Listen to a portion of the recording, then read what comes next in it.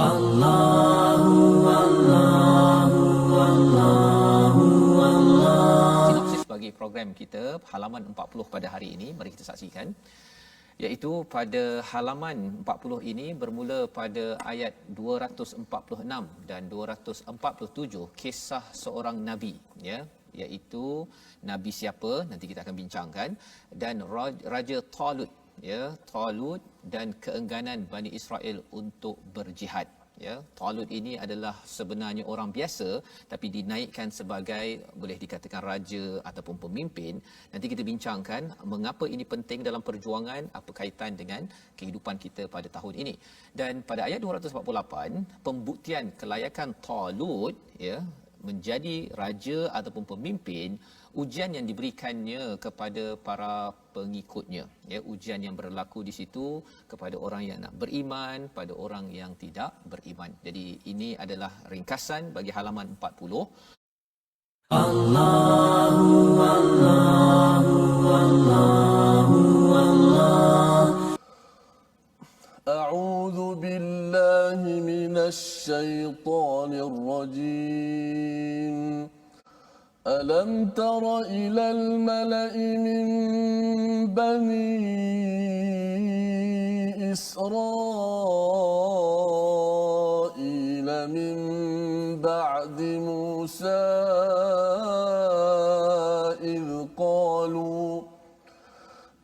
قالوا لنبي له مبعث لنا ملكا نقاتل في سبيل الله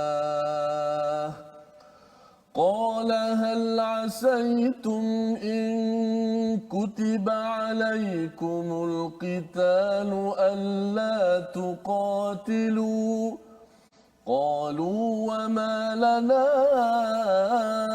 ألا نقاتل في سبيل الله وقد أخرجنا من ديارنا وأبنائنا فلما كتب عليهم القتال تولوا إلا قليلا منهم والله عليم بالظالمين وقال لهم نبيهم إن الله قد بعث لكم طالوت ملكا قالوا أنى يكون له الملك علينا ونحن أحق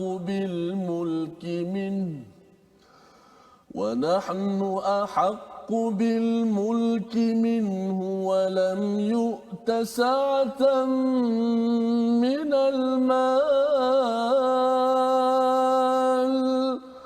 قال إن الله اصطفاه عليكم وزاده بسطة في العلم والجسم والله يؤتي ملكه من يشاء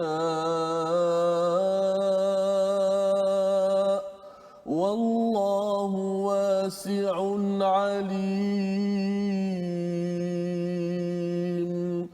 وقال لهم نبيهم إن آية ملكه أن يأتيكم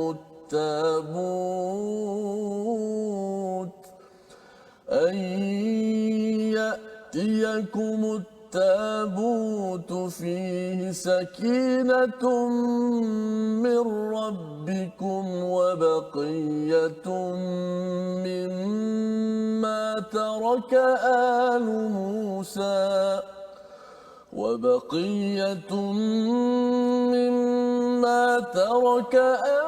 موسى وآل هارون تحمله الملائكة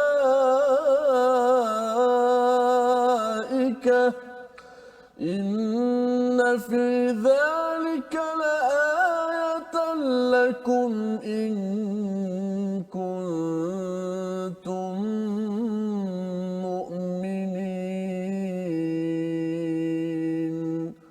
صدق الله العظيم. Allahu Allahu Allahu Allah. Kita doakan kita ketika memimpin jangan guna menunggang agama, ya. Kita memimpin untuk menaikkan agama, itu adalah doa yang kita ingin sama-sama panjatkan. Tapi mari kita tengok resolusi akhir kita pada halaman 40. Bagi ayat 246, apa yang boleh kita belajar?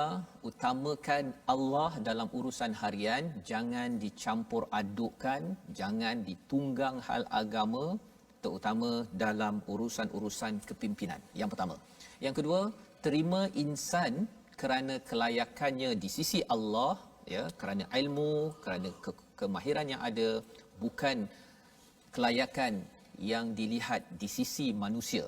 Yang kedua, ya, kerana harta, kerana dia ada pengaruh, bukan perkara itu. Dan yang ketiga, iman perlu diutamakan dalam menguruskan hidup, kerana itu akan menjemput bantuan demi bantuan, bantuan demi bantuan daripada Allah, sebagaimana Allah menghantar tabut kembali sebagai sumber ketenangan dan meneruskan legasi Nabi Musa, Nabi Harun kepada Bani Israel yang dipimpin oleh Talut dalam peristiwa ini.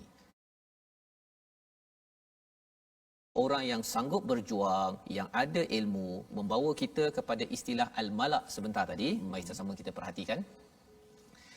Iaitu perkataan mala'a, maksud awalnya ialah memenuhkan, ya, memenuhkan. Dan orang yang digelar al-malak ini adalah orang yang memenuhkan satu kawasan. Kalau katakan dalam kerajaan Firaun, al-malak ini adalah orang yang high council, yang memberi pengaruh kepada Firaun untuk terus berkuasa, ya, itu al-malak.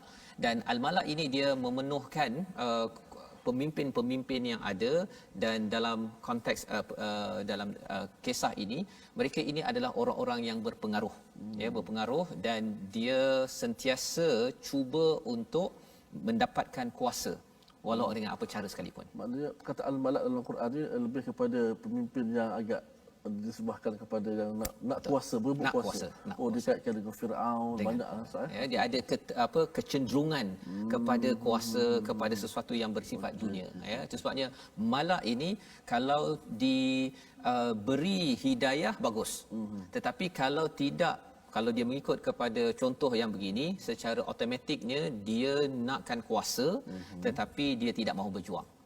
Jadi ini pelajaran yang kita perlu beri perhatian, dan ini bercakap tentang apa? Bercakap tentang perjuangan. Perjuangan ini bukan sekadar kuasa, tapi perjuangan ini ada kaitan dengan ilmu, ada kaitan dengan kemahiran. Allahu Allahu Allahu Allah. Baik, kita nak masuk berkenaan dengan segmen tajwid. Kita dah belajar berkenaan dengan hukum belajar tajwid, kepentingan belajar ilmu tajwid, faedah-faedah mempelajarinya, dan kita belajar berkenaan dengan kelebihan-kelebihan Al-Quran, adab-adab membaca Al-Quran. Kali ini kita nak masuk terus berkaitan dengan huruf-huruf Al-Quran. Sekarang kita dah nak mula belajar berkaitan dengan makhraj, sifat dan hukum-hukum tajwid yang biasa kita belajar. Kita masuk satu-satu. Hari ini insya-Allah kita akan membicarakan tentang huruf-huruf Al-Quran. Apa makna huruf? Dari sudut bahasa ialah hujung. Dari sudut istilah ilmu tajwid, ialah istilahnya, iaitu apa yang dimaksudkan dengan huruf ialah suara ataupun bunyi huruf yang berpegang ataupun berpaut pada makhraj. Itu maksud huruf. Itu suara ataupun bunyi huruf yang berpegang ataupun berpaut pada makhraj tersebut. Itu disebut sebagai huruf. Huruf-huruf dimaknakan sebagai huruf. Huruf-huruf Al-Quran juga dikenali sebagai huruf hijaiyah. Biasa kita dengar huruf apa? Huruf hijaiyah. Huruf hijaiyah ini jugalah disebut sebagai huruf Arabiyah. Huruf Arabiyah. Dan huruf-huruf inilah disebut sebagai huruf-huruf Al-Quran yang kita baca Al-Quran bermula daripada alif, ba, ta sampai ya yang ada beberapa huruf. InsyaAllah kita akan bicarakan pula selepas ini berkenaan berapakah jumlah sebenar huruf-huruf hijaiyah ini. Adakah di sana ada khilaf dan sebagainya. Huruf-huruf yang kita belajar inilah yang kita membaca Al-Quran Karim. Mudah-mudahan ia bermanfaat insya-Allah. ربنا آتنا في الدنيا حسنة